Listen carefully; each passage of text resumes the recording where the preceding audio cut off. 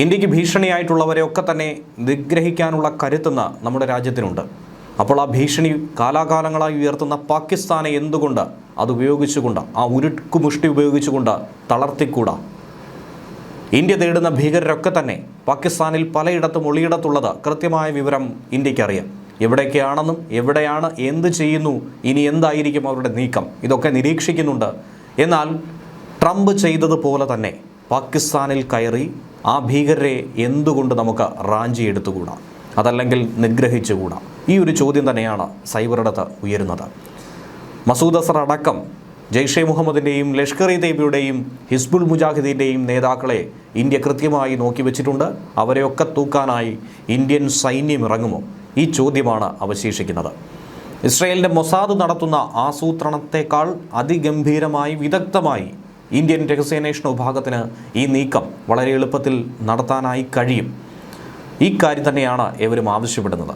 അതിൻ്റെ പശ്ചാത്തലമെന്ന് പറയുന്നത് Venezuelan president Nicolas മഡൂറോയെയും ഭാര്യയെയും അമേരിക്കൻ സൈന്യം നാടകീയമായി ആക്രമണം നടത്തി പിടികൂടിയതിന് പിന്നാലെയാണ് ട്രംപ് നടത്തിയതുപോലെ ലോകത്ത് പലയിടത്തും ഇനി നടന്നുകൂടെ? അമേരിക്ക ലോക പോലീസ് ചമഞ്ഞ് ഇത്തരം പ്രവൃത്തികൾ, അന്താരാഷ്ട്ര നിയമലംഘനങ്ങൾ നടത്തിയത് ലോകത്തിന് കൊടുക്കുന്ന സന്ദേശം എന്താണ്? ആഗോള രാഷ്ട്രീയ തലങ്ങളിലൊക്കെ വലിയ തോതിൽ അത് ചർച്ചയാകുന്നുണ്ട്. മറ്റൊരു രാജ്യത്തേക്ക് കടന്നു കയറുന്നത് ആ രാജ്യത്തിൻ്റെ പരമാധികാരത്തെയും അഖണ്ഡതയെയും ഹനിക്കുക എന്ന് തന്നെയാണ്. എന്നാൽ ട്രംപ് ഇവിടെ ചെയ്തിരിക്കുന്നത് അവിടെ കടന്നു കയറുക മാത്രമല്ല, അവിടുത്തെ പ്രസിഡന്റിനെയും ഭാര്യയെയും പിടികൂടി അവിടുത്തെ ഭരണമേറ്റെടുത്ത് എണ്ണ ഉൾപ്പെടെയുള്ള നിർണായകമായ സമ്പത്തുകൾ കൈയടക്കി വയ്ക്കുകയാണ് ചെയ്തിരിക്കുന്നത്. അമേരിക്ക ഇന്നിങ്ങനെ ചെയ്തെങ്കിൽ ഓരോ രാജ്യത്തിനും നാളെ ഇത് അഭിമുഖീകരിക്കേണ്ടി വരില്ലേ? അവരവരുടെ എതിരാളികൾക്ക് മേൽ ഈ രീതിയിൽ തന്നെ ആക്രമണം നടത്തിക്കൂടെ? അങ്ങനെയുള്ള ചോദ്യമാണ് ഉയർന്നു കേൾക്കുന്നത്. അതിലാണ് ഏറ്റവും അധികം അലയടിക്കുന്നത്. ട്രംപിന് ചെയ്യാമെങ്കിൽ അത് മോദിക്കും ചെയ്യാം.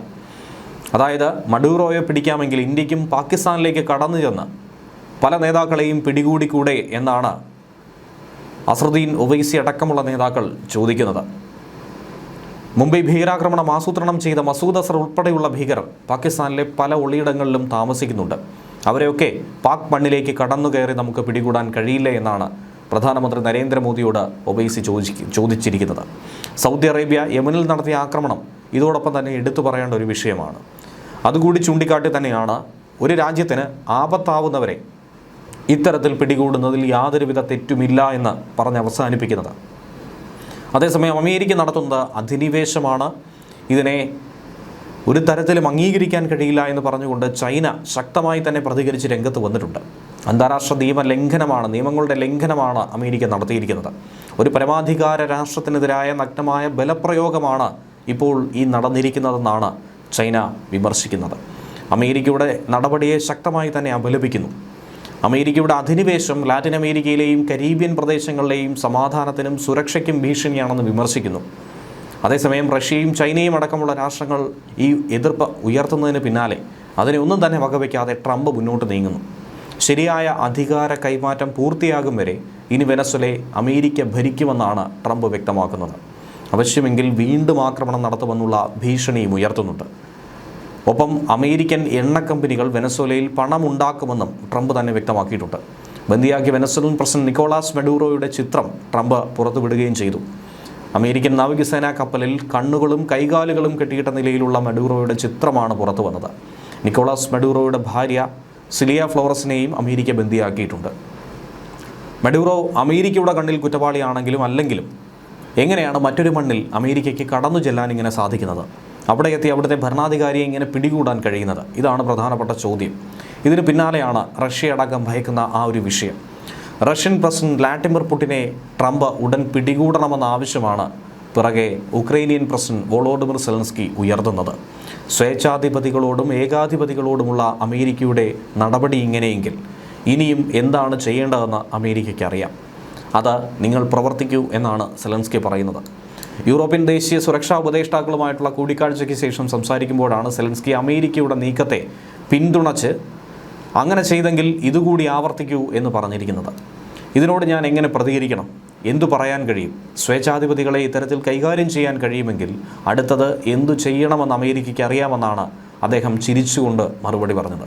റഷ്യയെയോ വ്ളാഡിമിർ പുടിനെയോ അദ്ദേഹം നേരിട്ട് പറഞ്ഞില്ലെങ്കിലും റഷ്യ ഉക്രൈനിൽ അധിനിവേശം തുടരുന്ന പശ്ചാത്തലത്തിൽ ആരെയാണ് അദ്ദേഹം ലക്ഷ്യം വെച്ചത് എന്നുള്ളത് ഇതിലൂടെ വ്യക്തമായിട്ടുണ്ട്.